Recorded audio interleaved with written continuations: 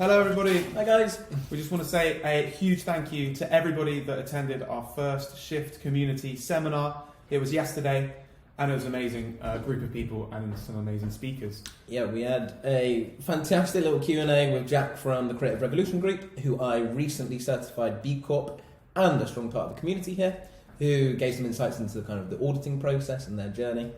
And then we had an amazing impact branding workshop from the folk at Yoke, Jay and Evie, who delivered a workshop that was based around how you can develop B Corp into your branding journey.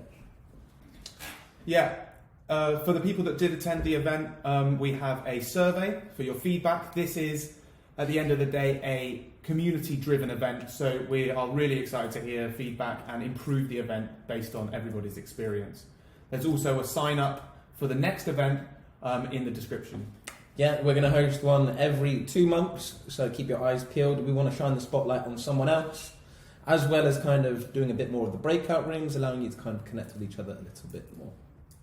Thank you very much and enjoy the highlights. This is our Q&A section, this first section, and as Will said, it's with Jack from the Creative Revolution group. They certified in April with a whopping score of 97.3. They were our first research client. And for that reason, we've done a lot of sort of collaborative learning with them. So I'll be asking questions that are really interesting to us based on their entire B Corp journey, as well as questions that I know that people listening today could benefit from massively. I'll first let Jack introduce himself. Hi everyone, I'm Jack, and firstly thanks a lot Oscar and Will for having us. We're very excited to be part of Future Shift's first official seminar, and really excited as well to be a B Corp as well coming into this with your guys' help. So thank you for that. I'm Jack, I'm one of the directors here at Creative Revolution, and what we do is we're kind of made up of two different companies. We've got Warm Glass that supplies materials to glass artists and kind of the inspiration that goes along with that. And then we've got the more recently formed Hot Clay, who focuses on the kind of ceramic and pottery side of things. So very much kind of like a materials for artists and lots of kind of knowledge around that and inspiration as well. Cool, lovely. So we'll crack on with some questions. My first real question is about the kind of entire B Corp timeline. So from when you first heard about B Corp up until now, how long has it been, and what are the major steps in your process? Sure. So it was about 2 years ago that one of our founders kind of first heard the word B Corp, and at the time it was a very much case of sort of what on earth is a B Corp. You know, a lot of us hadn't heard of it before, particularly like 2 years ago. And then once we kind of done a bit more research into it, we realized this really isn't a fad. This is kind of the future of business. And we did a lot of research into it. And with your guys' help, we entered the process about 18 months ago. And we followed, you know, quite a clear structure of getting the whole team involved and really kind of thrashing out the steps that we needed to get there. We entered the verification queue about a year ago, and then it's taken a year. And then on Earth Day, which is very nice, we finally got our certification with 97 points, which we're sort of over the moon with, really. And regarding the queue, do you have any advice for anybody that's just entering the queue now? From your experience. Yeah, I think don't stop is a good bit of advice. You know, it's not, you don't stop there. You just keep refreshing yourself on what you can do to get yourself to the next steps. And then in 3 years' time, you're going to be in such a good place to, you know, get even more points as time goes on. I think for us, making sure that the way you want to express B Corp throughout your brand, really get to grips with how you're going to do that. That's definitely a good bit of advice, is to get on top of that. I'd like to talk about your zero waste journey, something that you speak about a lot and is quite into. Can you tell us about how you approached becoming zero waste and what the process was like? Yeah, of course. So like I said, when you're in the verification queue, I would totally recommend just keep trying to work on the next steps. So for us, that was working on our net zero carbon journey. And that threw up a really good opportunity to do a waste audit. And we noticed that we were putting quite a lot into our landfill. So we thought it was a really good chance to get the whole team engaged in reducing that. So we came up with this idea that I'm not sure how the team felt about it at the time, but it was to kind of get a big tarpaulin out across our warehouse, and we literally emptied all of the bins onto the floor.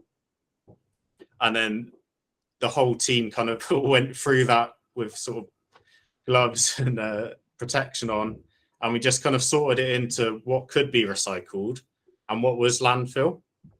And what we found was that actually there's so much more we can be doing as a team to really have a big impact on this. And then since doing that, we've reduced waste by about 40%. So it's a really, worthwhile exercise. And the amount we're throwing now are virtually zero waste, which is amazing.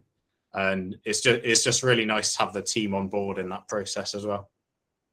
If you have one piece of advice for people, for yourself, 18 months ago when you started the B Corp journey, what would it be? I think the biggest bit of advice would be make sure that your kind of marketing and branding planning is there. You can never be, prepared enough in having the right kind of images that are going to represent your brand. Really think about the different channels that you're going to promote that through. I think that's the biggest kind of area to think about is once you become B Corp, now what? Have a think about the next steps in expressing that to your customer base or your clients. Brilliant. Thank you. The next section, which follows on very nicely from Jack's final point about branding, keeping it within your brand identity. We've got Evie and Jay from ethical design agency Yoke, and I will share the screen and hand the floor over to you two. So yeah, hello everyone, and what a great idea, Oscar and Will, to do this.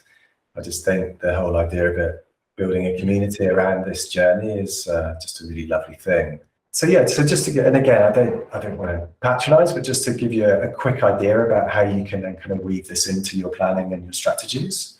So again, there's no explicit definition of these things. This is just our understanding and our definition of these things. But so for Yoke as an organization, we tend to make a marketing plan for various things. Like we have a general marketing plan, which might be something like this: to establish Yoke as the most passionate, loved and trusted ethical brand design studio in the world. I know it's a bit vague. You'd probably dig into a bit more of how you're solving the problems for your audience there.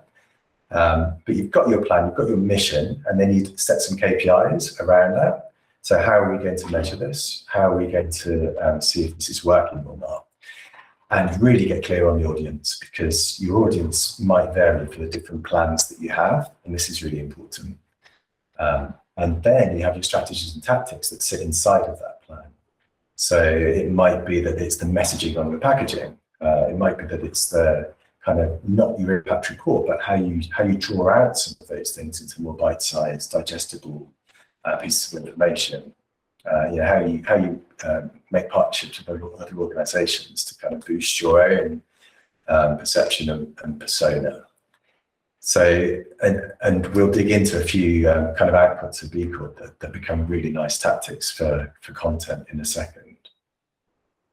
So this is like a really quick kind of splurge of some of the things that you probably will think about during your B Corp journey. And these are some of the outputs that you can then weave back in, fold back into your marketing, your content marketing. So instead of saying we are B Corp, you could start just chipping away, like grouping some of these into certain areas, and then run a little mini campaign around culture change, or maybe your suppliers as a big part of your work. So really dig into a bit of a campaign, some blog posts, some social media, all around meet our suppliers. This is how we vet them. This is our criteria for, we don't just partner any suppliers, we actually question them and grill them. So you've got all these like little nuggets that when you go back to your plan, you can think, okay, we're trying to attract a new member of staff. What would appeal to them? So, okay, well, there's a lot of stuff around workers, obviously, but if they're the right kind of employees, it'd be more about impact and customers. And so it's that idea that we're not just saying to people we're B Corp, we're actually digging into the change, surfacing it strategically and making it relevant to whoever we decided to speak to at that time. And this is just a little snapshot of getting to know your audience, because you have, especially around sustainability, and the whole B Corp journey is going to have a deep kind of core of sustainability there. You're going to have people that are really invested in that. You're going to have people that are receptive to it, and then you'll have people that are passive to it. And when you come back to your marketing plan, it's really worth working out where the people sit in here and making sure that when you create that content, that it has just enough level of detail and complexity to resonate with people. And it might be, so say the impact report is a piece of content you've created, I wouldn't stop there. I would think how you can then communicate to that, and almost like the onion skin kind of approach, where the impact report is the center of the onion, and then you've got all these layers, and one layer might just be a really nice little kind of snippet about employee satisfaction. That's a great little thing. That's a piece on its own, but it's part of this other strategy. And then what you're trying to do is draw people closer and closer into the center. But just being really aware of who you're speaking to, what they're understanding, what their passion is, because a lot of people just might not care. So so just to wrap up, I know that's like a real whistle-stop kind of tour, but just to try and capture the change you make and take that time to kind of celebrate and take a breather, and then think how you can weave that back into your reason for being.